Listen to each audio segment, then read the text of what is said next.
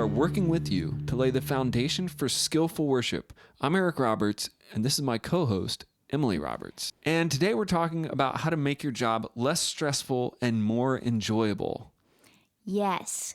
We titled this one, You Can Thank Yourself Later, because everything we're telling you today, all of these tips, will make your job so much more enjoyable. It will take all of the stress out of what you're doing. Yeah, when being a worship leader or being in a band can be very stressful. If you let it get ahead of you. Yeah, probably some of the most stressful moments of my life have been based around being a worship leader or being in a band or trying to perform or trying to learn songs. And sometimes I go, why am I doing this to myself? I could just be sitting on a beach somewhere doing something. But we know why we're doing it. That's not what today's episode's about. But we don't want to freak out and be so stressed out. So there are some things on our list that we can do this year. This is the beginning of the year, the beginning of 2020, that we can do to make our job easier. And I'm just going to start going down these. We'll talk about them. Plan way ahead. This is songs and band scheduling 3 to 4 months at a time. 3 to 4 months. That sounds like a lot. Yeah, that sounds like an overachiever, a worship leader overachiever. You're going to plan out 3 or 4 months in advance your set schedule and your band schedule or your songs. That's doable, but it's crazy. What do you think about that? Do you give that schedule out to your band members ahead of time so they can give you a heads up on whether they can be a part of that, if they can help when you need them to help? Yeah, I say, yeah, and I think this is something that I learned years ago when I was scheduling 3 to 4 months out. Actually, I started doing it when I was getting really organized, and I started noticing it was actually easier to schedule 3 to 4 months out than it was to just schedule a month out and then kind of keep going a month and a month. The month goes by so fast. By the time you get your schedule done, you think you're all finally done. You got that out of your head. It's a month later, and you got people that you have to reschedule again. So we can talk a little bit about how you do it. Yeah, I would schedule 3 to 4 months out. I would use a spreadsheet. Now, this was before Planning Center, and so I'm dating it way back. But I think Planning Center had just sort of come on the scene. But you could schedule people out 3 to 4 months. But I had rotating bands and a schedule that went out 3 to 4 months. And then like the song list can be scheduled out pretty far. And there's really a lot of reasons to do that, but you can also change it. So it's not like set in stone. So if you get your 4-month plan, you know who's playing in the band. You've got everybody kind of, yes, I'm going to play. And we can talk more about that in future episodes about how rotating bands and creating that kind of scenario. But the idea for today is that if you can get planned out 3 to 4 months in advance, then for those 3 to 4 months, things will run smoother and your stress levels will melt away. It will be, and people know what's going on. Yes. Letting everybody else in on what you're doing is crucial to making a cohesive team. And I think planning the songs out ahead of time makes good sense because you don't have to remember what you did last week. Planning at the last minute means you've probably already forgotten what you did last week. And then you have to remember, okay, what songs did we do? Because I don't want to repeat that. What songs did we do 2 weeks ago? Because it might be too soon for this song or that song. You know, if you've planned those all out ahead of time, then you can put the songs in place and not worry about it anymore. Yeah. And, if you plan ahead, there's a couple good things about planning ahead. One is, the people will know what's going on. So if you know your drummer's schedule and he knows his work schedule, if you're dealing with people who are saying, well, I only know my schedule every 2 weeks. I mean, people don't really work on Sunday either, really, do they? I mean, some people do. Sometimes. So depends on, I guess your job. You could work Sunday. A lot of people's kids have sports stuff on Sunday. Yeah, they do. That's true. So you really have to have a committed group, and you have to say, this is the commitment you're making. And then we're planning out 3 to 4 months. The worst thing to do is be planning week to week or every 2 weeks. People that really are committed are going to not really know what's going on. Look, here's the thing. I would take 3 to 4 months on a spreadsheet. I would put the bands and I would rotate the bands. I would give them this is what's happening. Along with that, I would give them the set list that we're sort of in a draft mode, but they were like pretty much 85% done. And they would be all the way out for 4 months. So you can plan, we're introducing this new song. You can plan, we're doing these extra practices, or we can plan around these holidays where our practice is changing. All of that's ahead of time. So these people know it. So 3 to 4 months out in a draft form, but is 85% complete, is really, perfection, because you can fill in then each week or each couple weeks, you can just fill in those things. The other thing for the band is they can be practicing the songs for months in advance. And that's really a key to making it less stressful. For them and for you. Yeah. And really as a worship leader, for me, it became just maybe more of a selfish thing. I mean, it helped the whole team, but it was about me. It wasn't about the team. Really, it does help the team, but for me, I just knew after literally a couple hours on a Monday morning, I could have 4 months planned. And then that was my infrastructure that I could put that aside instead of just frantically always trying to plan. It was about me. It was about me being confident, knowing what's coming. And then the band liked it too. And when you have to change, you have to change. But you are planning way in advance. Okay, so the next one on here says play in the zone. What do you mean by that? Play in the zone. Well, pick songs that you can play. So it doesn't matter what level of player you are, if you're a very beginner and you have a small, very beginning team, or if you're, a highly professional player and you're playing with highly professional people, or you could be a highly professional player playing with a lot of beginners. Whatever it is, it's your job kind of as the director, worship leader, volunteer, whatever you are, to know what your zone is, to know what is going to be successful. So if you don't have a really strong electric player, don't pick a lot of really strong electric lead guitar songs from Lincoln Brewster. And his newer stuff isn't so like that, but the older stuff was. So you have to be real careful in picking your songs and arranging them to be in a zone that makes you successful. I think that's probably one of the biggest hangups when you're getting started, or even as you're going, is trying to do more than you can, because that's going to be stressful. And it frustrates the whole band when you have a song that not everybody is at that playing level. It reminds me of when I used to go to holiday dinners at my grandmother's house, and she would say, "Now, Grandma doesn't care what you take as long as you eat everything on your plate." Right. And that's kind of what we do is we get these grand visions of what we think we want, but then we really can't finish the plate. Right. And I've done that before. I mean, I've had as I was growing one of my bands once, I would hear a song and I would just think, this is it. This is the song. Mm-hmm. And then about halfway through practice, I would just shut it down and be like, we're not doing this song. This song's going to wait. I mean, you're constantly pushing the zone, or at least I was, but sometimes you push that zone too far and you go, okay, this doesn't sound like I want it to, and I don't think it's going to sound like it for now, so we're going to scrap the song. That's okay too. When you're trying to find your zone, it's okay to test it out, and you're going to have to, especially if you take on a new church or if you're starting a band and you're getting new volunteers. They may surprise you and be able to play really well some hard stuff, even different styles like country or gospel or more rock, modern stuff. Your guys and your girls on the band, they're going to have a talent level to certain styles as well. So I know that song I was trying to do was an Amy Grant song, and it had more of a country vibe to it, but our band was very much more like Tomlin rock band, and it just sounded terrible. So I was like, no, we're not doing this song. But I wanted to do it bad. But I didn't, and it was better for the whole band and the church.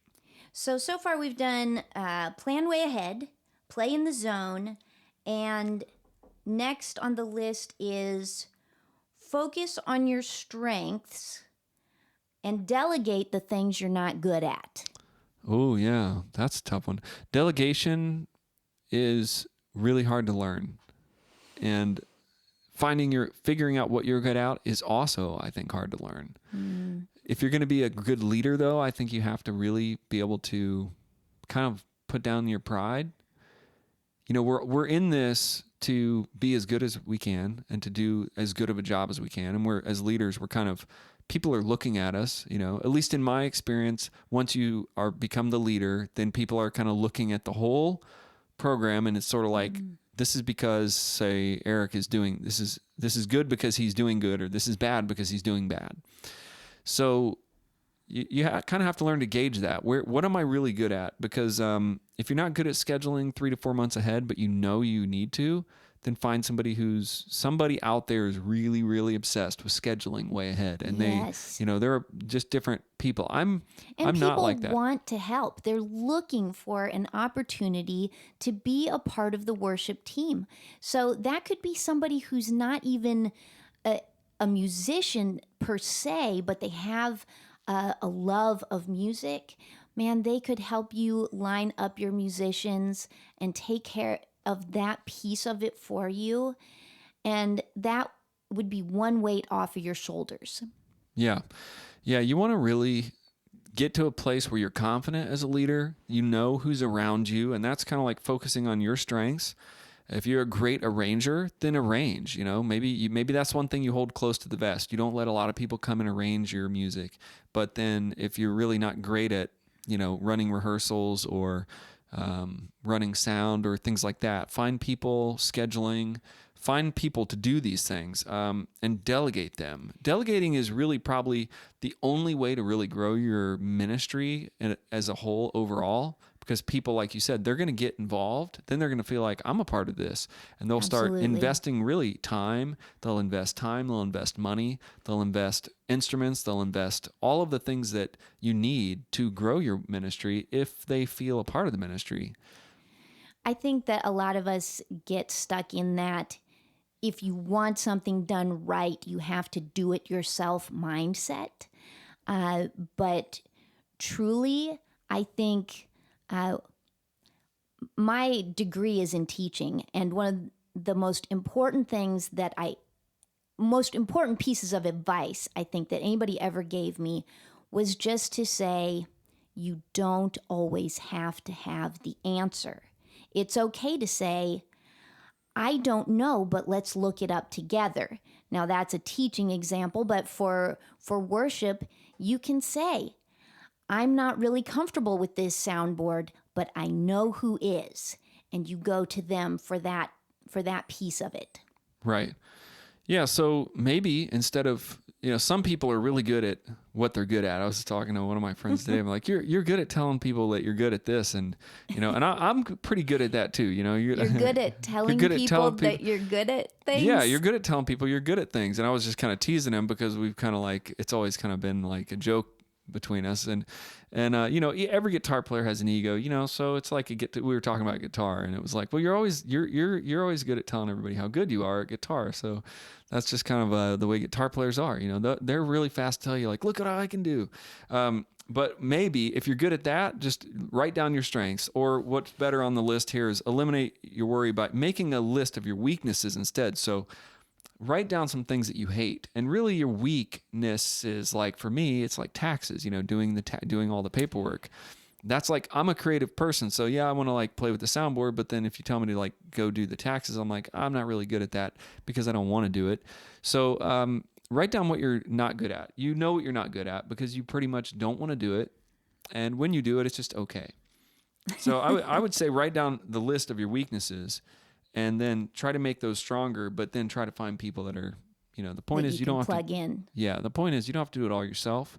You're good at some things, but you're not good at all things. I mean, I think as a worship leader and as a leader in general, if we can admit to our own selves, like, we stink at this and we can know that that's okay, then maybe we'll be okay delegating that to people. And I've always done that. There is something you said earlier, if you want it done right, do it yourself. There are some things in your ministry that you're going to know that if I want this done, because I do have that problem a bit. If you want it done, do it yourself. And I'm a doer. I'm a self-doer. I do everything. I try to do everything myself, and I'll figure it out. But in ministry, there's a lot of times when you're like, no, I'm going to have these people do these things. Some of these things you're only going to want to do yourself, and you're going to know that if I do this part, it's going to be the best. I'm the best person to do this part. That's okay. Yes. Oh, absolutely. Yeah. I mean, they hired you for a reason. Yeah. So do your part, do your best, and then find other people that, to fill in the gaps. So let's talk about vision. I mean, we're talking a lot about planning out and trying to find strength and weaknesses. One thing I think that kind of brings us all together is vision when you're around a team. What kind of vision should a worship leader have? Are we talking about goals for the future, maybe building a bigger band, or maybe it's that challenging song that you're trying to reach? What are we talking about as a vision for the worship team? Well, I'm sorry. On the paper here, it says verbalize your vision to the team. And what I'm thinking is, if you do have a vision, if you write it out 3 to 4 months, that's a vision. Here's the songs that we're going to do. This is a vision for the team. If you are saying, I'm not good at this, but I envision a team that's strong, so we're going to have other people plug in. So you're verbalizing the whole vision. Like if you say like, we're going to have the best sounding worship band, and we're going to have the tightest band, and we're going to also have this, really large worship ministry where all these people are involved. You're giving vision, but you're not going to be able to do it all yourself. So you're opening the door too. So I think as you're putting together these plans and as you're focusing on your strengths and doing all this, you're also communicating a vision, a greater vision, other than, hey, I'm Eric, I'm here to lead worship, and I'm just going to make this happen for everybody, and then just everybody follow me, and this will be fine. That's one way that we can do ministry, and that's I've done ministry like that before, where it's like, I'm here, I know what I'm doing, I'm going to just play, and everybody's just falling behind, and we'll just make this happen, and we'll just kind of get by. That's one way of doing it. But when you are talking about verbalizing your vision, in all of these things we're doing, we're verbalizing per se a vision to them, that we are in deeper, we are in together, we are building our strengths and weaknesses together, and we're going to fill in the gaps. So I think maybe one piece of that would be the structure of your practices. If everybody knows that we show up 10 minutes early to make sure that our instruments are plugged in, tuned up, microphones are in place. That would be a miracle if all that of happened. that kind of stuff, we get together and pray before we start. If there's a routine, if there's an expectation, that could be part of the vision, couldn't it? Yeah, I think that's part of setting that whole thing, setting that team vision. The whole point of this is to make your job easier. So, and less stressful. Is it stressful when everybody shows up 10 minutes late and then the sound guy doesn't come to practice? None of those scenarios have ever felt stressless to me. That's always stressless. That's stressless. They've all felt like full of stress and anxiety, especially like Sunday morning because nobody showed up for practice, or half the people practiced and half didn't. To me, as a worship leader, that's why I'm talking about, I would rather just go to the beach and just forget this, because you get in these moments where you didn't plan ahead. You didn't have a vision. You didn't have a set time. We really, want everybody here. You didn't have that. So you live under this. Are we going to pull this off? I mean, is this going to sound all right in 30 minutes when church starts? You don't want to be in that position. The only way to get out of that position is to go back to that morning where you're planning out 4 months, where you're filling in the weaknesses, where you're getting more volunteers. So when we say verbalize your vision, we're really talking about making your expectations clear. Yeah, to you and to the team, and setting up a framework that actually works, so that when you're standing up there at 9:59 and the countdown clock is at 1 minute, I've got this. My strongest players are in play. We've known about this set list for weeks or months. You have fun. And I got to that place in my ministry at one time where everybody was sort of in place. And this is really where a lot of these techniques that we're going to be talking about over the next year on the Worship Band Builder podcast come from real life experiences where, I've been the worship leader where the countdown's at 1 minute, or we can't even get the countdown on because, we weren't there in time, and we're just kind of going, flying by the seat of our pants and hoping it goes well. And then I've been in a scenario where we know all of everything's there, and we've practiced, and our best players are in play. And that's when there is no stress. That's when it became fun. That's when worship leading and church band building became fun for me. And that's when everybody else is having fun. That's when everybody wants to play every week. They're so excited to be there. They're confident and they know that they sound good together. That's a good place to be. You said something about making the vision clear even to yourself. And that's a point, too, that sometimes our vision for our team can be unrealistic, and we have to be able to check and balance that. We can't say everybody show up 10 minutes until 6 if we know that one of our band members doesn't get off work until 6 o'clock and they got to run home and grab their bass or whatever it is. That's not a realistic expectation for your band as a whole. So knowing what you want and fitting that to your team takes a little bit of work. Yeah, it takes a lot of work, and it also can create a lot of stress, like I say, friction in your own life and in their life. And as a leader, if you're committed to that church and to those people, then you have to be able to, and we'll be talking about this in future podcasts, but you have to be able to work with that team, cast that vision, and pull them on. I remember times when I've asked my drummer, hey, I need you to be here for 3 weeks a month. And he's kind of like, I don't know if I can do this, and pray about it. And really, this is the vision of the team. This is the teams that we're building. This is how we're going to be rotating. And so you're not just working by yourself, like everybody has to do what you say. But as a real leader with less stress, you're looking at each one of those guys and girls as a part of the greater team. And they do have kids, they have everything. So the verbalizing the vision helps remove the friction, but it happens over time.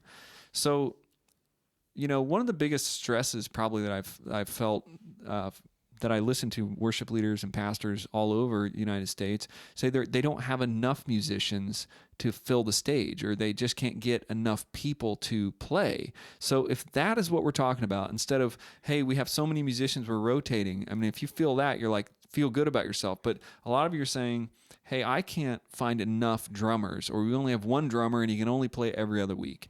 And that's what Worship Band Builders Foundations courses are all about. And so as we close out today, we'll talk about that a little bit, how you can actually take people out of the pews and get them on the stage playing with you, integrating them into your team, giving them foundational training that makes them know, hey, I can do this. I can live up to the expectations of the worship leader and the band.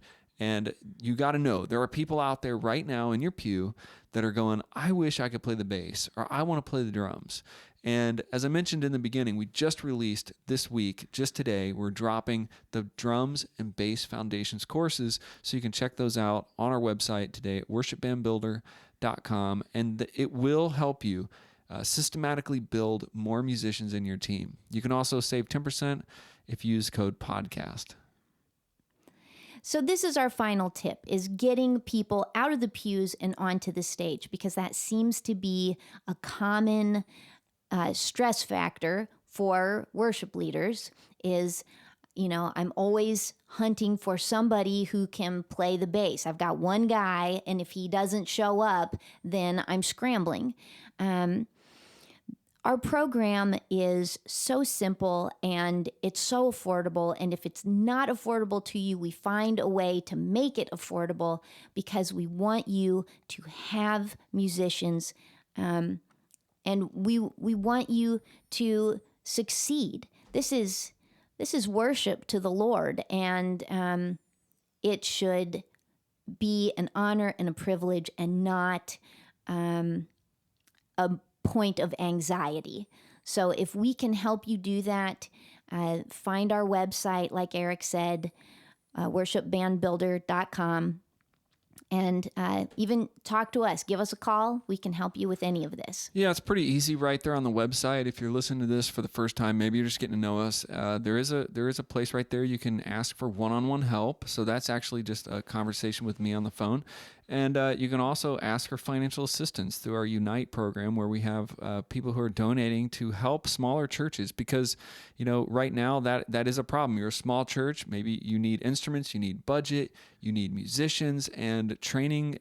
Could that affordable price that we think is affordable to your small church may just be out of the limits of your mind to be able to afford that. And when that happens, just let us know. We have people who are willing to donate those ministry training tools to you.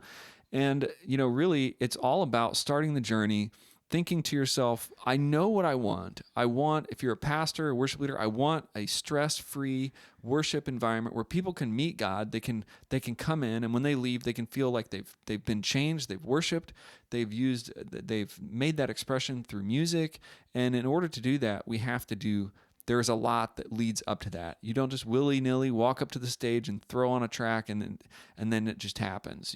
There's a lot of planning. And if you're listening this far into this podcast today, I believe that you are called and you are developing talent in yourself or in your church. And that's the thing you have to remember is you're called to do this, and that God is giving you and will give you the strength to do it if you just press in and do the right things, plan ahead.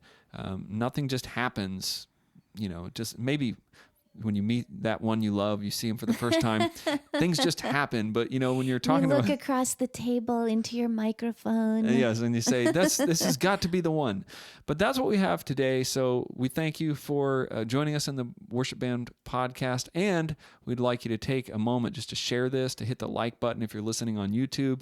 Now you can listen to the podcast anywhere you can get your podcast, also on YouTube and any other platform in the entire universe. What a great world we live in today. God bless you guys.